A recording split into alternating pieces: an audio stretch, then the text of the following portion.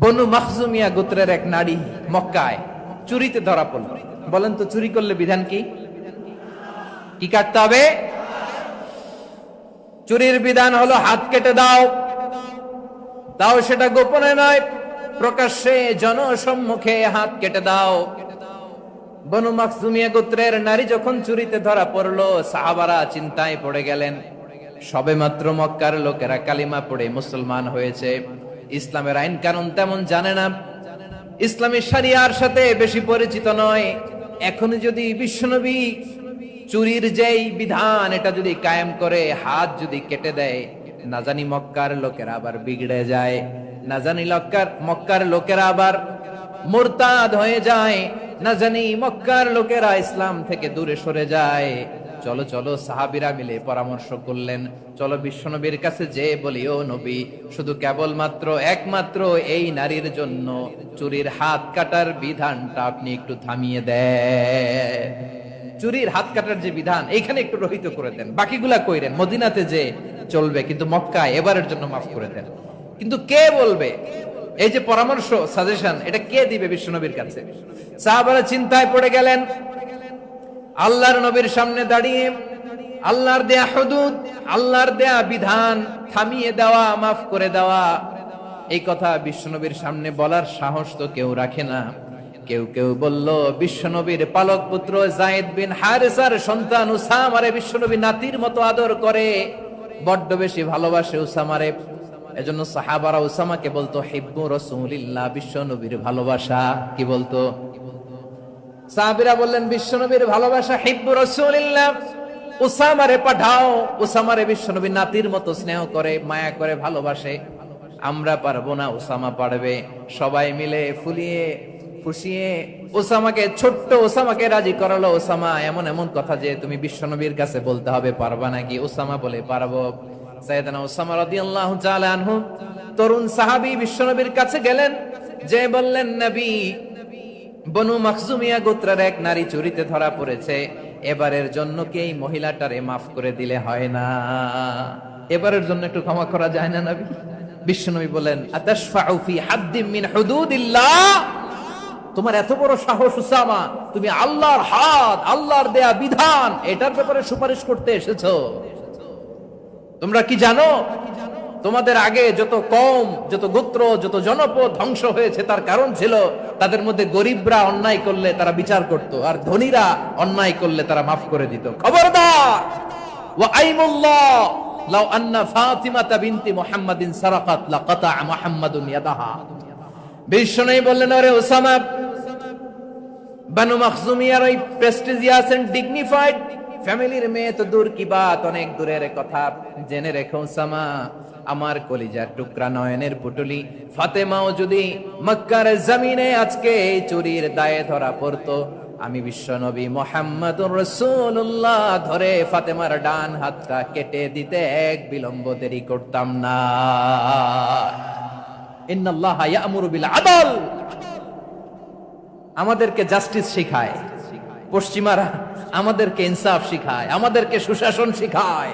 আর ইনসাফ, সুশাসন, ন্যায় বিচার, সুবিচার, জাস্টিস কারে বলে বিশ্বনবীর বায়োগ্রাফি থেকে জেনে নাও। এই ছিল বিশ্বনবী সাল্লাল্লাহু আলাইহি ইসলামের আদালতের নমুনা। আপনি যদি সাইয়েদনা ওমর ফারুকের জীবনের দিকে তাকান,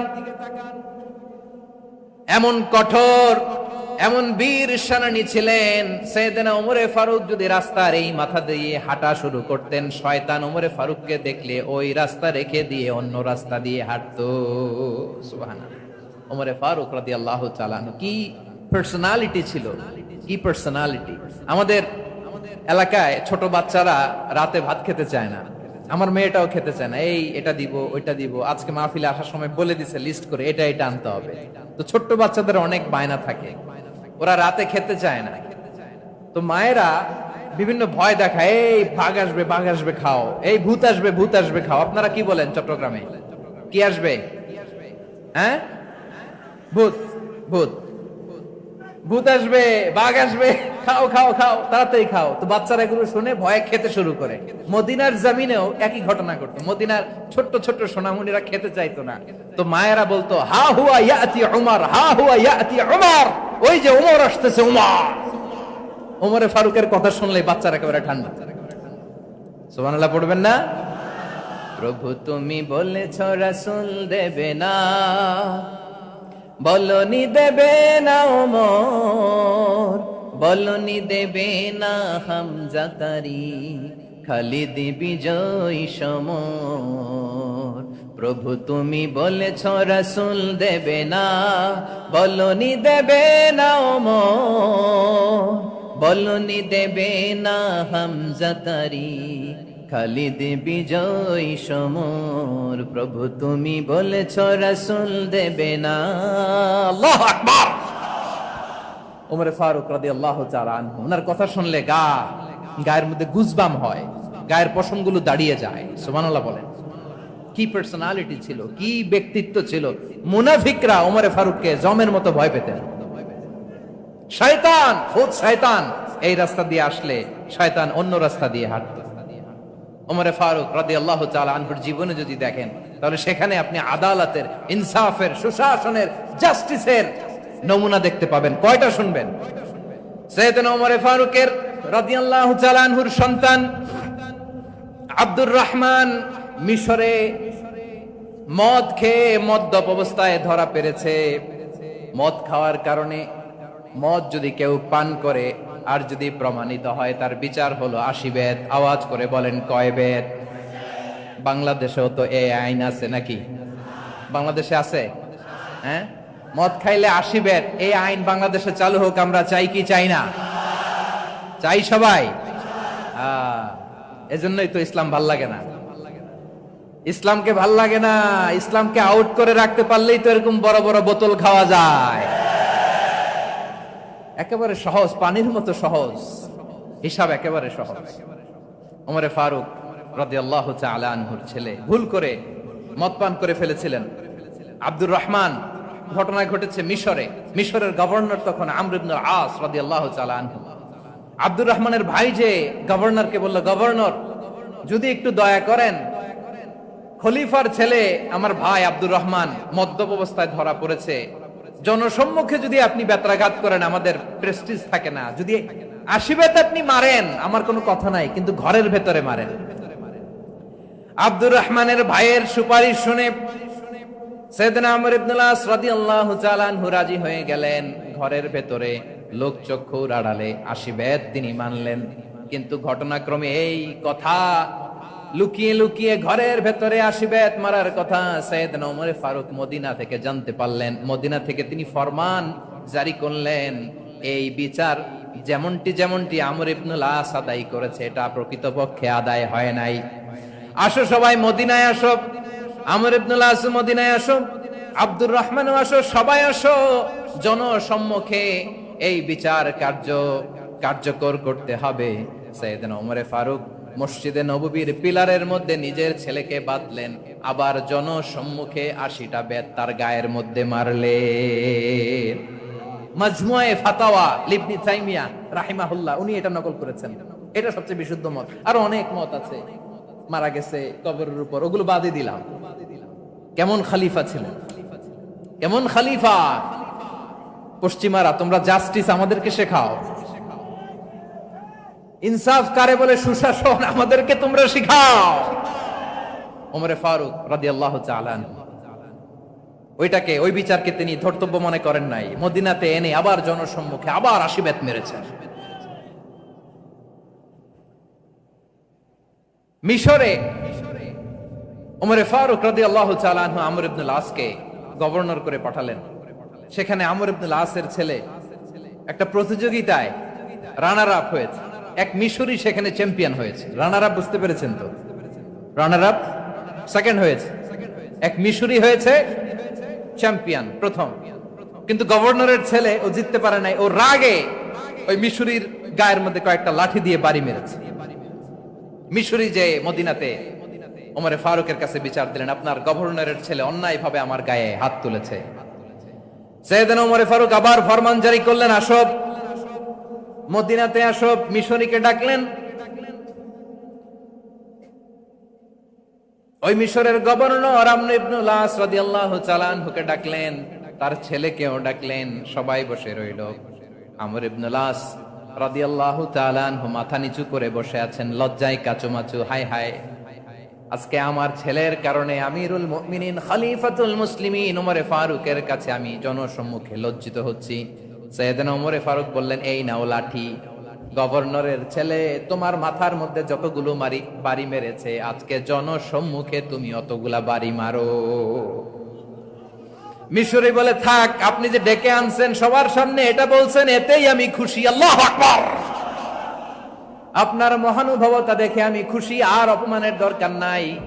ওমরে ফারুক বলে, না, খবরদার, এই কথা মিশরি তুমি বলো না, মারো, যতগুলা বাড়ি মেরেছে মারো। বাধ্য হয়ে মিশরি আমর ইবনুল আসের সামনে ওনার কলিজার টুকরা সন্তানের মাথার মধ্যে বাড়ি মারতে আরম্ভ করলেন। ঠিক যতগুলা বাড়ি গভর্নরের ছেলে আমর ইবনুল আসের ছেলে মিশরির গায়ে মেরেছিল, মাথায় মেরেছিল, মিশরি গুনে গুনে ততটা মারলেন। এই দৃশ্য দেখে ওমরে ফারুক রেগে মেগে আগুন, রাগের চোটে রাগ সামলাতে না পেরে, আর নিজেকে সামলাতে না পেরে মিশরিরে বললেন, ছেলেরে মারা শেষ হয়ে গেলে এবার বাবার টাক মাথার মধ্যে কয়েকটা বাড়ি মার। রাগের চোটে, আউট অফ অ্যাঙ্গার, রাগের চোটে, যে আমার পাঠানো গভর্নর আমর ইবনুল আস তার ছেলেকে কেন আদব তারবিয়া কেন শিক্ষা দিতে পারে না। ছেলেরে মারা হইলে এবার আমর ইবনুল আসের মাথার মধ্যে দুইটা মারো। এটা রাগে বলেছে, এটা শাস্তি হিসেবে না। সুবহানাল্লাহ পড়ে। তোমরা আমাদেরকে সুশাসন শিখাও, আমাদেরকে সুশাসন শিখাও। বিশ্বনবী বলেন, আদল এটা যেন তেন বিষয় না, এটা দিয়েই মানবিক সমাজ গড়তে হবে।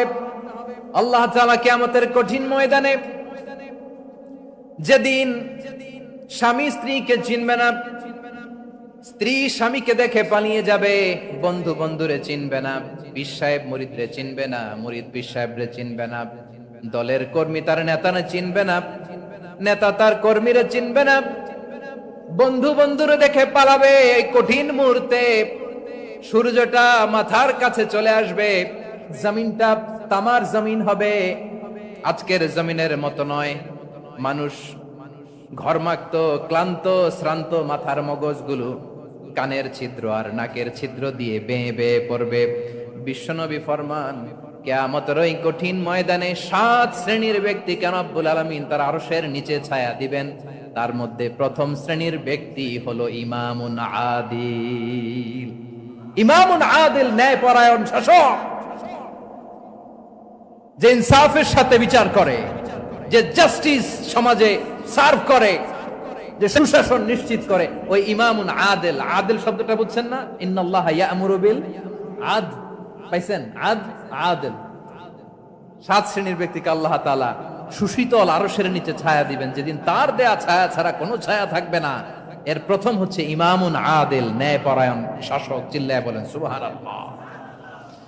আবার বিশ্বনবী বললেন, ইন্নাল মুকসিতিনা ইনদাল্লাহি আলা মানাবিরা মিন নূর আন ইয়ামিনির রহমান। কিয়ামতের দিন যারা ন্যায়পরায়ণ হিসেবে আল্লাহর সামনে দাঁড়াবে, কিয়ামতের দিন রব্বুল আলামিন তার আরশের ডান দিকে ওই ন্যায়পরায়ণ লোকদের জন্য আরশের ডান দিকে একটা নূরের মিম্বারে তাদেরকে বসার সুযোগ করে দিবে।